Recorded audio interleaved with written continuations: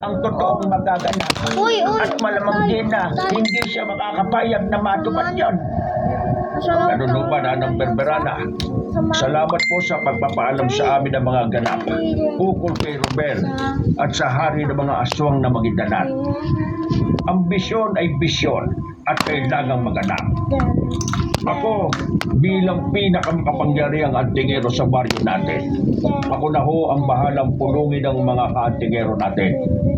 Gagawin namin ang lahat para labanan ang hari ng mga magindanan at ang mga pagtatangkanyang hadlangan ng katuparan ng bisyon.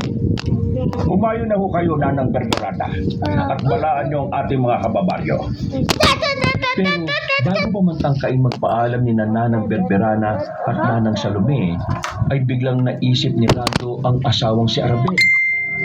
At saka pala, Arabel, asawa ko, sumama ka na muna kina Nanang Berberana at Nanang Salome. Basta yung mga itinulong ko sa iyo, ha?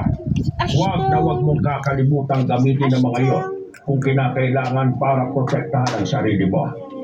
Sigurado, asawa ko, huwag mo akong problemahin. Ang totoo, gusto ko rin talagang makita ang anak natin.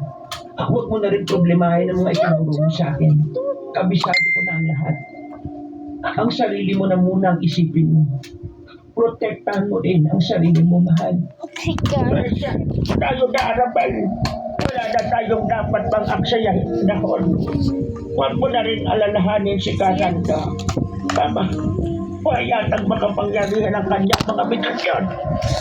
Wow! Goodbye, guys. Ang